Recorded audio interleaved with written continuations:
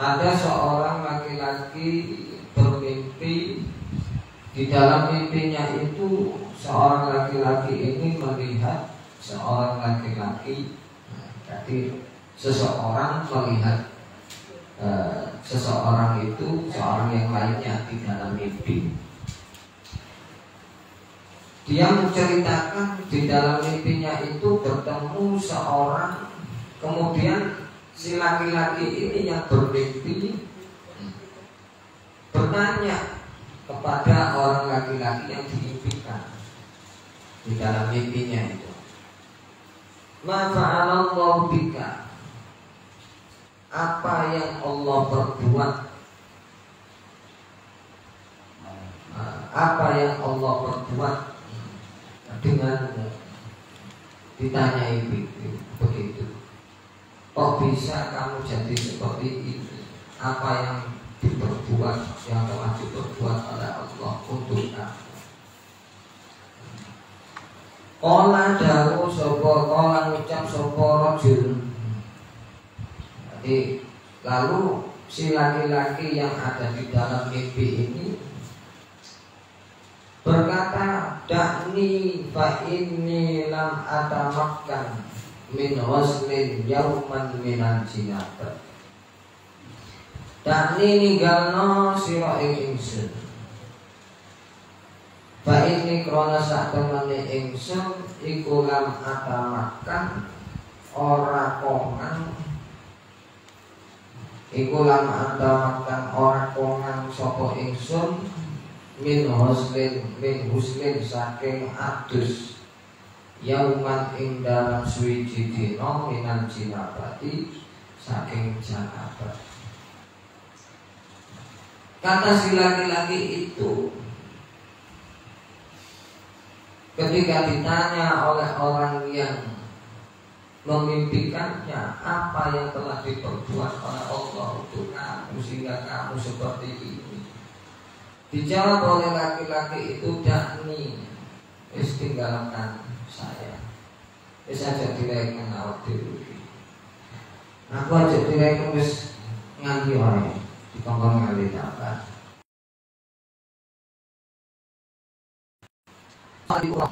Suatu hari pernah tidak mandi satu kali saja dari jinabah. Mari berhubungan atau mari keluar sperma, enggak mandi besar ya. Atau bisa juga mandi besar tapi mandi besarnya tidak niat atau tidak sesuai dengan yang diatur oleh syariat. Wa bismillah nganggoaken ingsun sapa Allah sauban ing dodot klambi minan nari saking geni angkolibu halekan mulak malik sapa ingsun fi ing dalem dodot iku dalem klambi. Berbuat kesalahan satu hari di dunia itu pernah gak mandi jinabah. Makanya Allah memberikan kepadaku pakaian dari api, sehingga api itu membakar kulitku hingga gak kuat saya itu, hingga jempal-jempal bulu-bulu. Niku satu hari saja tidak mandi jinabah, hukumannya diberikan pakaian oleh Allah Subhanahu wa ta'ala dari api. Atau bisa juga gak benar di dalam kita mandi jinabah itu, hukumannya ya sama seperti itu. Wahakala nyeritakan pun itu ceritanya. Wahakala nyeritakan sopo al-Yafi'iyu, Imam Yafi'iyu, anna syekha ing sak temene syekh guru Izzuddin Ibn Abdissalam. Syekh Izzuddin bin Abdissalam ini seorang sultanul awliya atau sultanul ulama. Rajane ulama, rajane wali. Rajane ulama. Rajane wali kan Syabdul Qadir. Niki rajane ulama. Syekh Izzuddin bin Abdissalam. Iku ihtalama ngimpi metumani. Sapa Syekh Izzuddin bin Abdissalam fi lailatin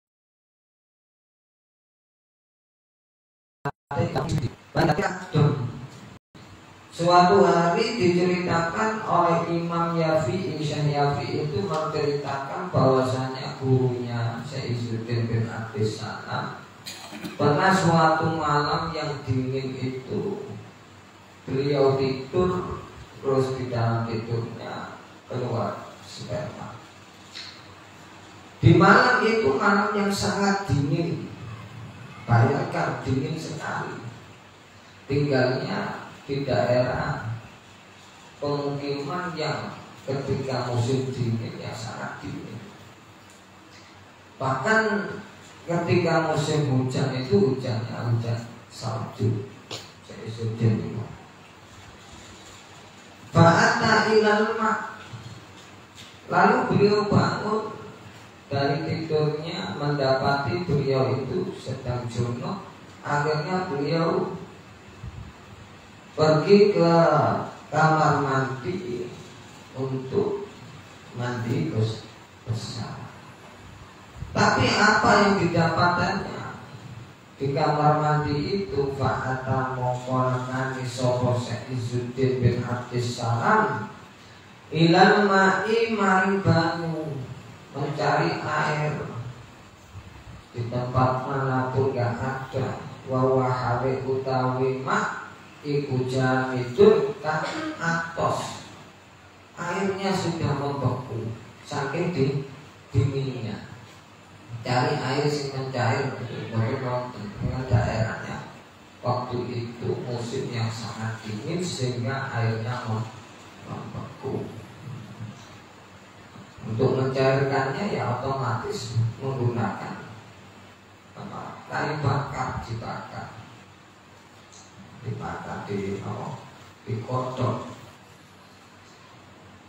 Bagas sarohu mongko mecah. Bagas sarohu mongko mecah sapa Izzuddin bin Abdissalam ing banyu sing atos itu wau sudah menjadi es, dipecah, dilembutno lah istilahnya, dicairkan sama Syekh Izzuddin bin Abdissalam. Wantasana lan atus sapa Syekh Izzuddin bin Abdissalam. Wayahe bengi malam hari musimnya adem salju,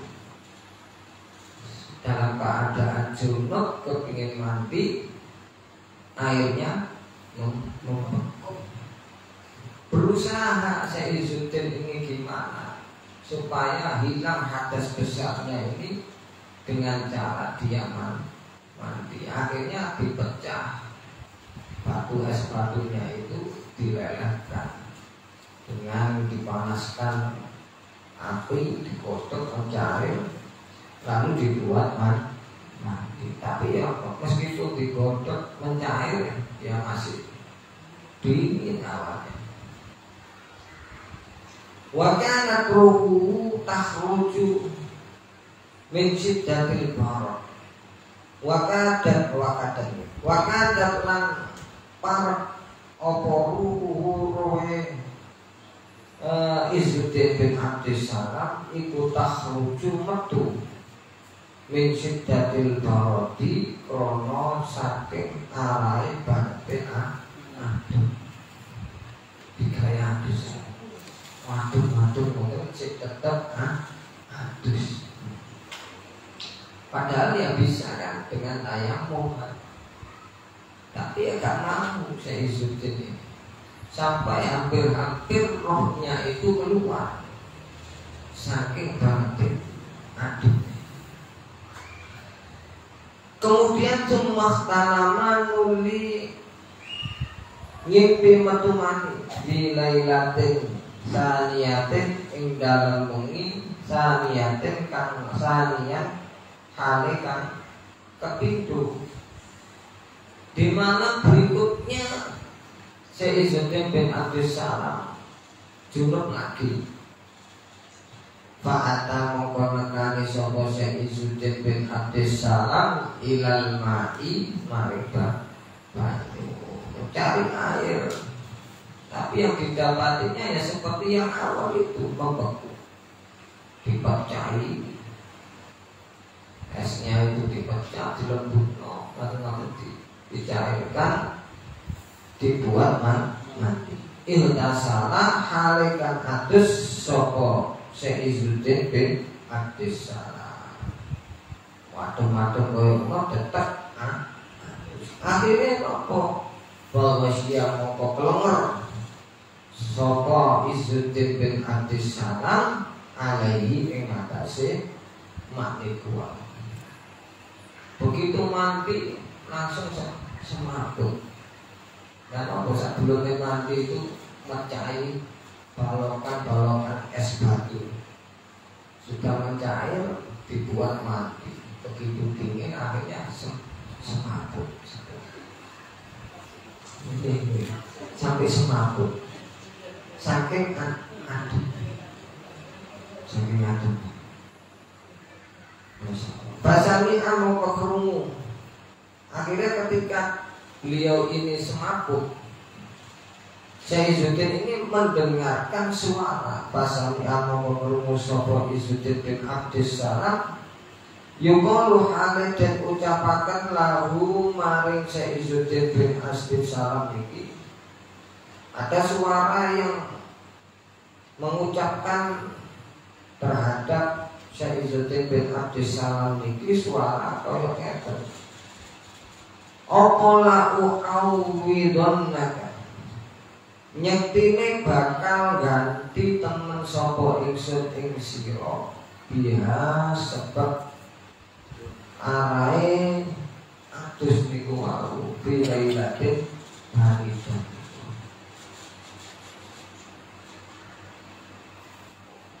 Izzat dunya ing keluhurane dunya wal akhirati akhirat. Ada suara malaikat itu berkata pada Izzuddin bin Abdus Salam, tenang aja, pasti aku akan menggantinya dengan ganti yang lebih baik dari kemuliaan dunia dan kemuliaan akhirat. Sebab usahanya atau tekad yang sangat kuatnya di dalam agama, beliau ini mempertahankan untuk bisa mandi meskipun malamnya itu sangat dingin sekali, hawanya sangat dingin. Kalau dia guys mending gak adus, kalau banyu anget tidak adus sih. Ini saking kuatnya di dalam agama, maka diganti oleh Allah Subhanahu wa Ta'ala dengan kemuliaan dunia dan akhirat. A'azzana muka-muka ngakei keluhuran ing kita sama Allah Ta'ala ma'ahu sertane Izzuddin bin Abdus Salam fiddaraini ing dalam dunia dan akhirat. Amin ya rabbal alamin. Paslun. Oh itu ceritanya. Paslun undang iki kok ana pasal suci. Mujibul husni utawi perkara kang majibaken adus. Iku janabatun. Nggih. Iku janabatun jinabat. Jinabat niku wau bi khuruji maniyi sebab metune manine saksu atau seseorang rojul Auduhuri hasyafatin utawa sebab melbune hasyafah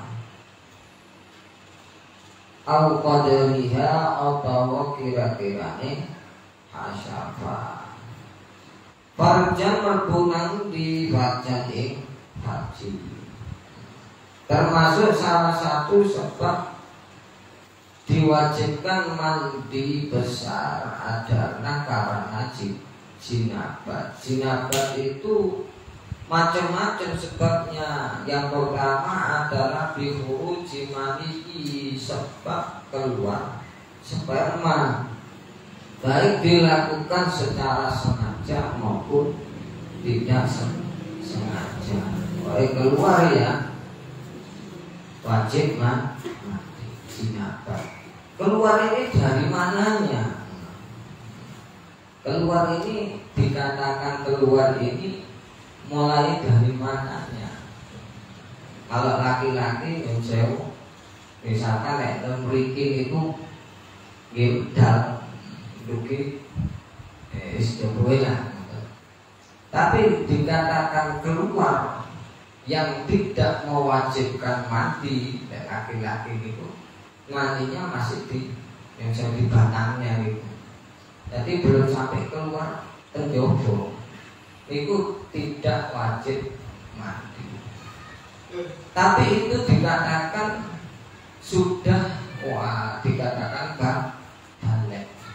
Misalkan ada seorang anak keluar sperma tapi diimpet, nggak sampai keluar di luar.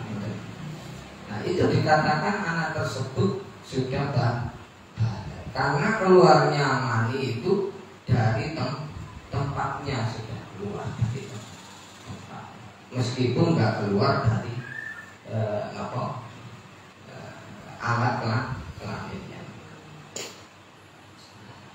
Beda dengan mewajibkan mandi. Mewajibkan mandi itu harus keluar dari alat kelaminnya, itu baru dikatakan wajib mandi. Nek diimpet ya enggak. Baik keluarnya sengaja ataupun tidak sengaja. Tidak sengaja atau tidak sengaja. Sengaja itu keluar melalui dewe. Karo tangan, karo apa, karo bojone kan bisa bersetubuh dan lain sebagainya, atau melihat apa bayang-bayang ya film model itu dan lain sebagainya, atau enggak karena kehendaknya dipaksa ya tetap aja wajib mati kalau keluar. Auduhuli hasafah. Yang kedua sebab masuknya hasafah. Hasafah itu ya. Au qadriha atau kira-kirane hasafah atau kira-kirane hasafah. Kira-kirane hasafah itu maksudnya apa? Ya, misalkan tabrakan macam itu. Terus cuil tak separuh. Misalkan ini kita berorangnya udah diterang lagi. Apa dia atau kira-kiranya kecelakaan sebelumnya kayak separuh. Kira-kira ini gak bisa. Ya tumbuh nih. Tapi kira-kiranya ini ya separuh lah. Kayak mampu niku batase helm niku masuk, nah, itu sudah wajib mandi besar. Meskipun enggak keluar sperma, pokoknya masuk ya. Meskipun enggak keluar wajib mandi. Sengaja apa enggak sengaja, baik di manusia, baik melalui jalan depan maupun jalan belakang, baik itu di manusia atau di hewan, baik itu di orang hidup atau orang yang mati, wajib mandi. Kalau orang mati ya yang wajib cuman yang punya tubuh yang hidup. Kalau yang sudah mati ya enggak, karena sudah hilang taklifnya. Itu adalah dua sebab yang mewajibkan mandi besar baik laki-laki maupun perempuan. Itu wajib kedua-duanya. Yang pertama adalah keluar sperma, laki-laki maupun perempuan juga bisa terjadi seperti itu. Atau yang kedua itu iltiqaul khitanaini, kalau di dalam kitab yang lain bertemunya dua alat persunatan, dua laki-laki maupun perempuan. Terusannya wahidun lan haid. Yang ketiga adalah haid bagi seorang perempuan. Kalau sudah ingkito jam wajib mandi besar. Kalau sudah terputus darahnya sudah mampet wajib mandi. Nah, umumnya itu 1 hari 1 malam itu paling sedikitnya. Nah, umumnya ya 5 hari, 6 hari, 7 hari. Paling banyaknya 15 hari. Banyaknya masa akal itu paling sedikitnya masa suci seorang perempuan itu adalah 15 hari. Paling banyaknya ya enggak itu. Paling sedikitnya 15 hari. Kalau belum mencapai 15 hari kok keluar darah, berarti darah istihad. Jadi soalnya akal lutuh itu 15 hari. Akal lutuh 1 hari 1 malam. Kalau nggak mencapai 1 hari 1 malam ya berarti darah istihad. Ada kitabnya sendiri masalah. Wanifasun. Yang ketiga, yang keempat adalah nifas. Darah nifas. Darah yang keluar ketika setelah melahirkan, itu nifas. Nifas setelah melahirkan keluar darah itu masanya paling sedikitnya itu lahdotan, sedikit. Keluar sedikit tak, ya wes nifas itu. Paling banyaknya ya sampai 60 hari nifas lami. Umumnya itu 40 hari. Kalau masa itu ya nggak boleh kita mandi itu, nggak boleh. Bahkan mandi wilada itu ya dilakukan apabila setelah melahirkan itu kan ada mandi wilada bareng, ada mandi nifas, ada mandi wilada setelah melahirkan. Kalau setelah melahirkan itu langsung keluar nifas ya nggak boleh kita mandi, nggak boleh langsung mandi karena kedahuluan nifas. Tapi kalau setelah melahirkan nggak keluar darah berapa hari mungkin langsung mandi ya itu boleh. Tapi kalau setelah melahirkan langsung keluar darah itu nggak boleh mandi karena masih keadaan nifas. Wanahu wiladatin lan sepadane ngelahiraken. Nah, ini juga mandi besar sinabat yang menyebabkan mandi besar. Yang keenam adalah wiladah, melahirkan. Wa mautun lan mati. Yang terakhir. Wa mautun lan mati. Mati ini nggih bapak mandi besar, mandi wajib.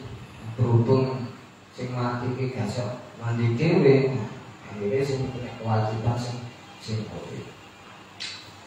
Syekh Ahmad Badawi itu seorang aulia, ketika mati itu mandi sendiri. Iya, kitab diceritakan.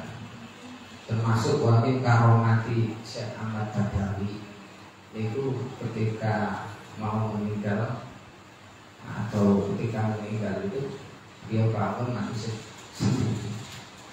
Itu kita tidak masuk karomah. Pun walau pernah mati, kecuali mati syahid.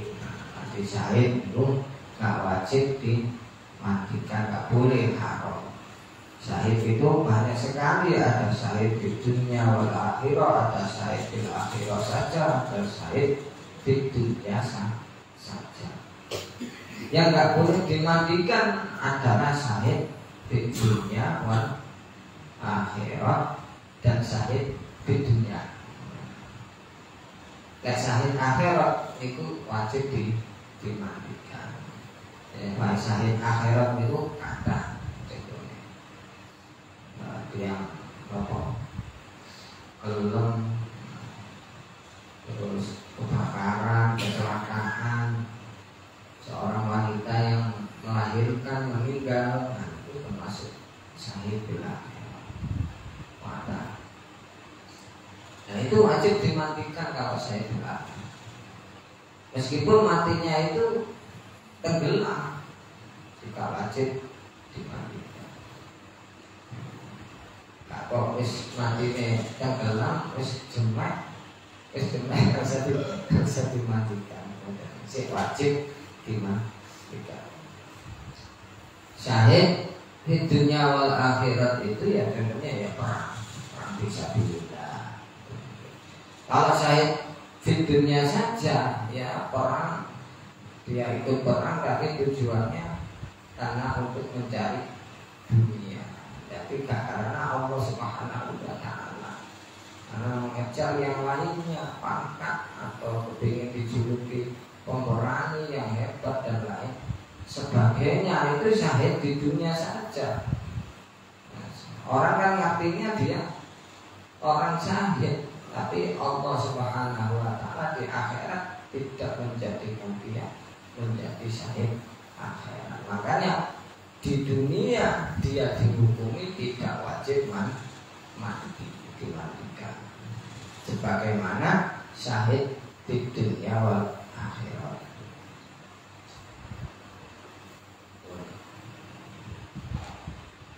Wa furudu rompatan wa syurutu utawi pira-pira syarate adus syarat sahnya mandi besar. Yang pertama adalah ma'un mutlakun. Ma'un yaitu banyu, mutlakun kang mutlak, menggunakan air mutlak. Air mutlak itu yang kemarin dijelaskan, air yang tidak ada qayyid yang mengikatnya. Artinya bisa berubah-ubah ketika ditaruh dimanapun, dia akan berubah namanya. Seperti air sumur ditaruh di gelas jadi air gelas, air taruh ke botol jadi air botol. Beda dengan air teh, ditaruh di kendi, ya, namanya bukan air teh, bukan air kendi. Karena isinya teh nggak bisa dipisahkan dari unsur penamaannya.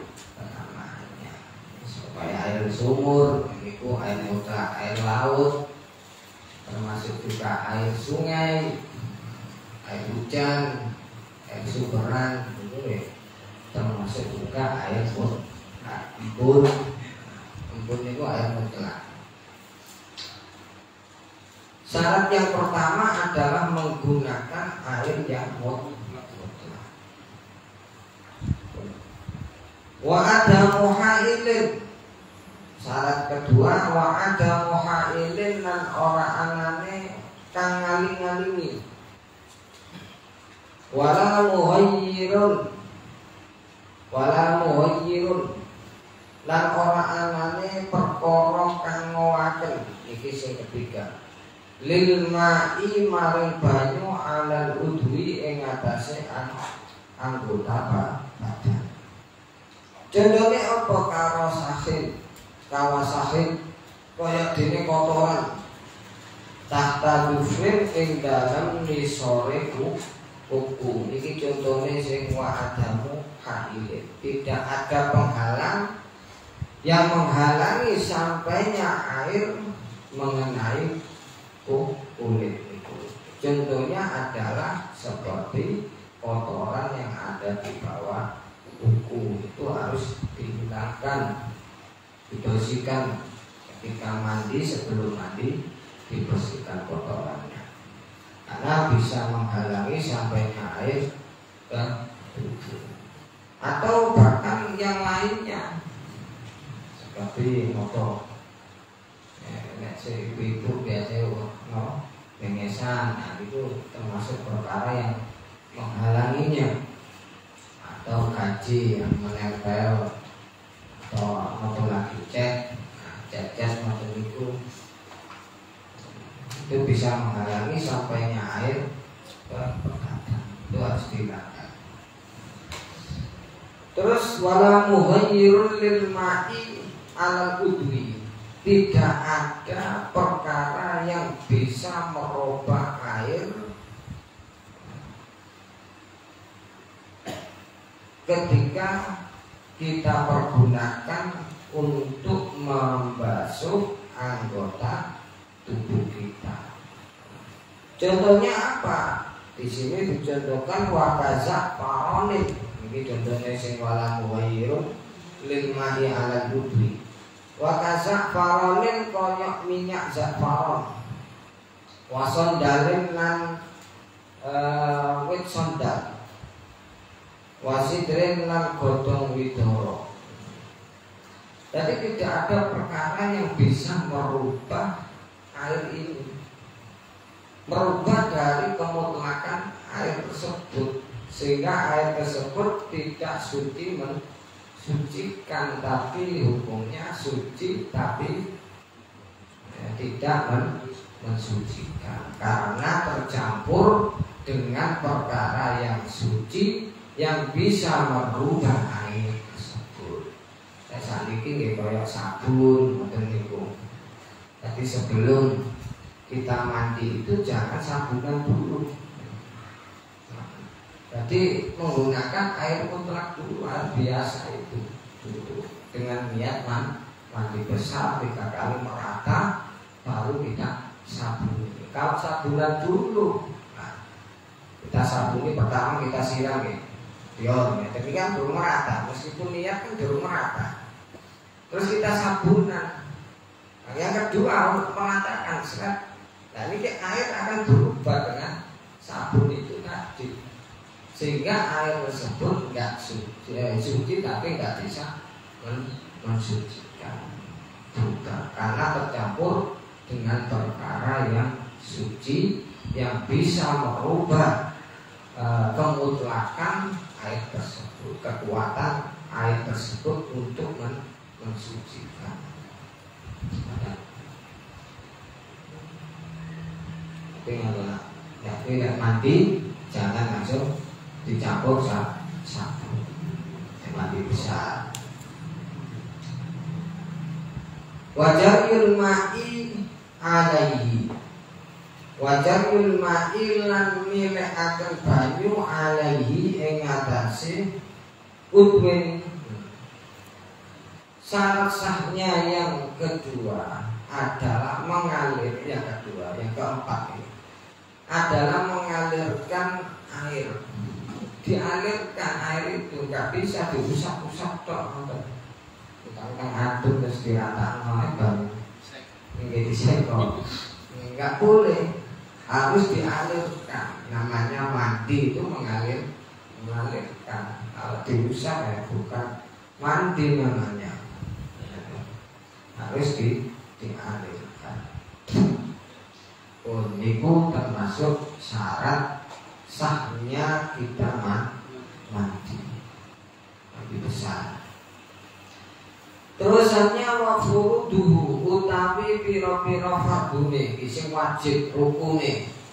Wafuruduhu utawi piro-piro fardune adus iku niyatu adai fardil husli, niat nekani fardune adus. Nawaitu ada fardil husli lillahi ta'ala, saya niat menunaikan fardunya mati atau kefarduan mati. Artinya ya mati wajib, kefarduan mati. Itu niat pertama. Banyak niatnya. Kayak biasanya awak dewe itu luluslah miratul hadasil akbari. Atau niat seperti ini ya bisa. Atau niat nawaitu roh'anah wijana batin, atau ngilangi sepadane jinabat. Nawaitu kulhusna liroh'i nahwi liroh'i saidin misalkan, atau liroh'i langsung ifasin, karena menghilangkan ifas, menghilangkan hadas, haid.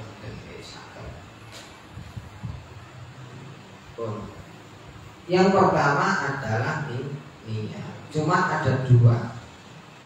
Ada dua rukun mandi itu ada dua. Yang pertama adalah niat. Niat ini dilakukan bersertaan atau bersamaan kita itu mengalirkan air ke tubuh. Pertama kali kita mengalirkan air ke tubuh, ya itulah niat kita pasang. Ya seperti hanya wudu. Niat wudu ketika basuh muka bersamaan membasuh muka. Enggak kok di depannya sebelum mengguyur air kita niat. Saya niat menghilangkan hadas besar, blur, ya biasa. Niatnya harus pas guyang banyu dan gini tubuhnya itu baru niat di dalam hati saya niat menghilangkan hadas besar.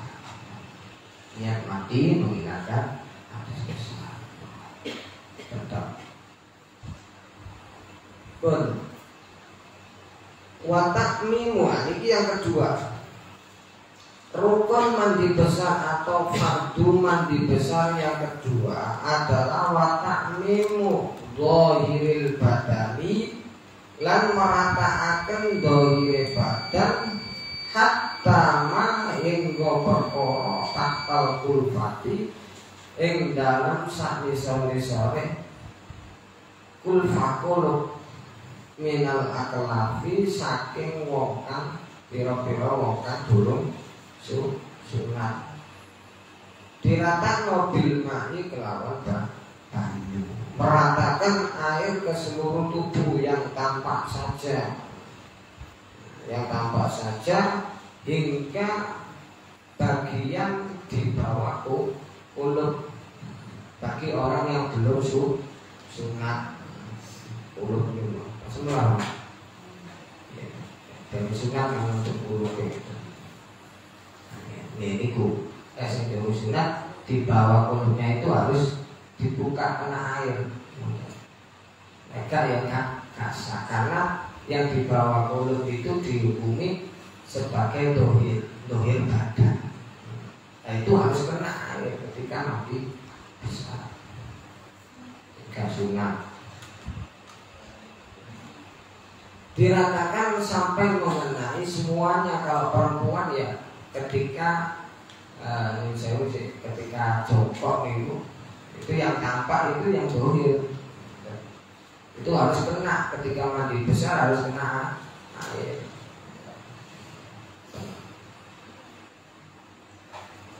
Tapi berdiri kan nggak tampak, ada jongkok tampak, ya itu dihukumi dohir, harus kena air.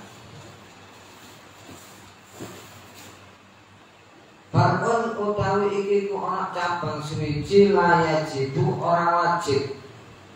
Apa taya kuno umumil ma'i ngiyakini rotone banyu.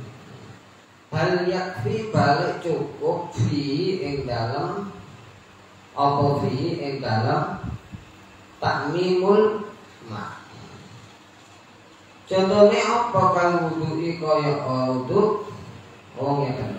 Bal yakfi balik cukup fihi ing dalem takmimul ma. Kal wudu'i kaya wudu apa wala badutuni ngelindhi penyono bil umumi kelawan roto. Enggak perlu yakin sampai diteliti-teliti wis kok guru wis napa namanya ada persangkaan sudah merata benar ya udah nggak perlu diteliti yang itu ya sampai yakin benar ya enggak wis pokoknya ada prasangka sudah rata maka nggak perlu sampai meyakinkan sampai neliti mana anggota wudhu atau anggota tubuh kita yang ketika mati yang tidak terkena kasual. Wis pokoknya prasangka kuat wis merata ya wis. Tak perlu ada bukti yang mencari-cari bukti atau mencari mana yang anggota yang belum terkena kasual. Pokoknya yakin merata ngoten istiqo. Pun samenten mawon. Wa sunanuhu wallahu a'lam bis-bissawab. Mungkin pertanyaan.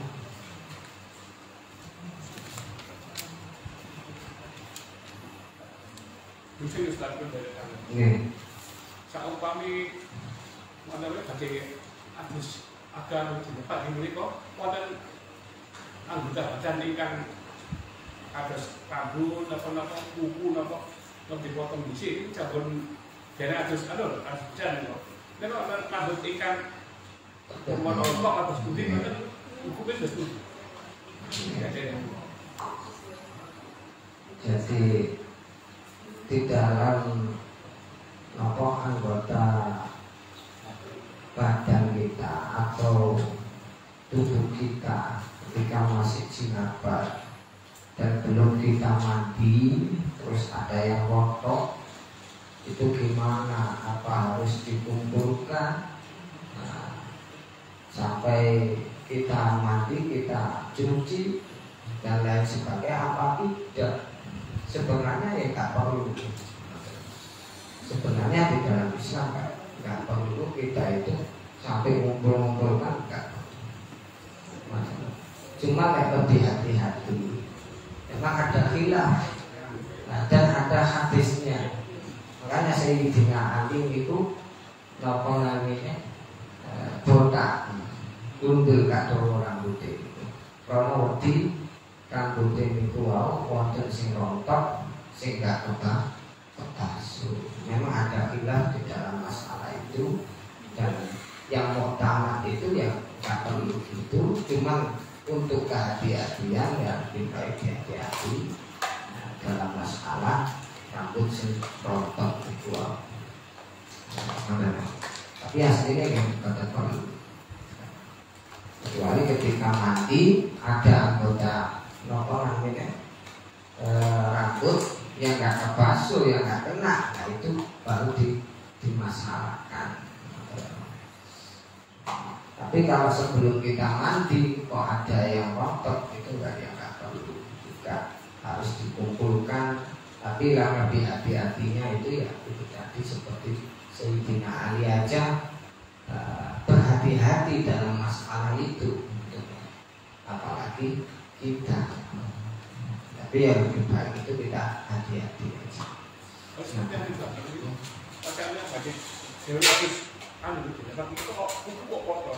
Dipotong dikit, soalnya enak penaran, ini kan dalam bukan dipotong dikit, si kuku sih dipotong buat apa? Cuman kalau kita mandi kan kalau nggak kena itu yang jadi masalah. Kalau sebelum mandi kita potong ya nggak masalah, nggak ada masalah. Cuman lebih hati-hatinya itu ya dipotong ketika mati aja, ketika sudah mati, karena Sayyidina mandi itu ya berhati-hati dalam masalah anggota tubuh yang rontok di luar.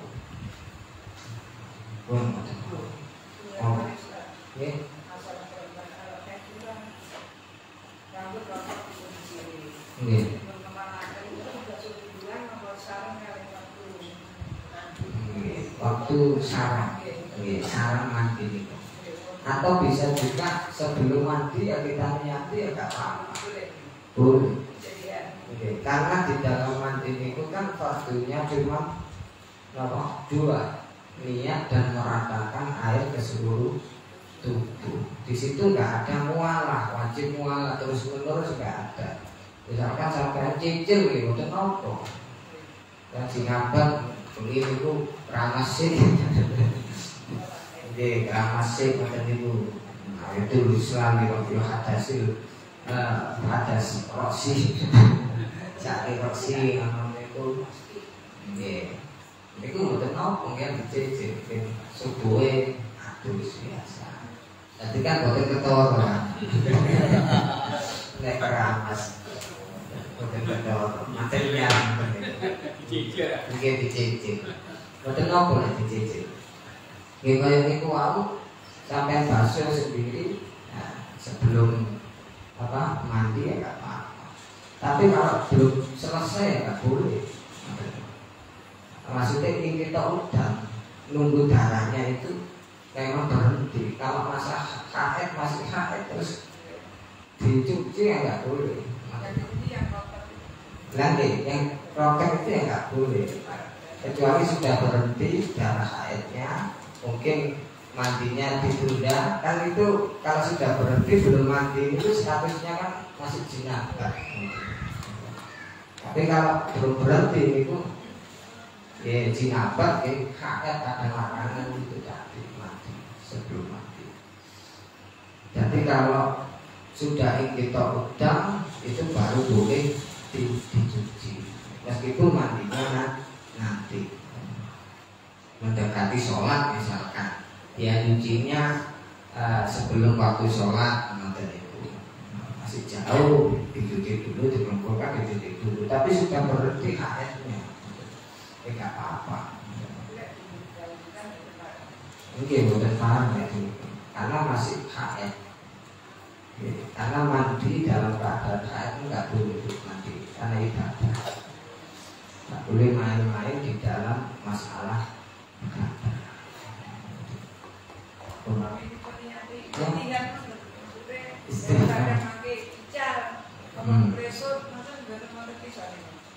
Kan makanya aslinya mengumpulkan gitu itu nggak harus, nggak harus.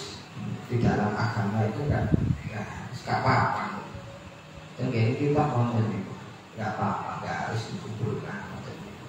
Cuma Imam Ghazali termasuk Imam Ghazali itu sing ngati-ngati masalah konten itu. Dan kayak kita itu lebih ditekankan untuk dikumpulkan sing rontok-rontok itu, karena berdasarkan hadis Sayyidina Ali itu. Kalau lainnya ulama-ulama yang lainnya memperbolehkan, nggak apa-apa. Urusan Allah. Ini gue bilang, hati-hati kalau Imam Ghazali. Sama-sama. Bismillahirrahmanirrahim. Allahumma shalli wa sallim ala sayyidina Muhammad wa ala ali sayyidina Muhammad wa ala nabiyina وارض عنك حاجاتنا يا ربنا آتنا في الدنيا حسنة وفي الآخرة حسنة وقنا عذاب النار صلى الله على سيدنا مولانا محمد والحمد لله رب العالمين. السلام عليكم ورحمة الله وبركاته.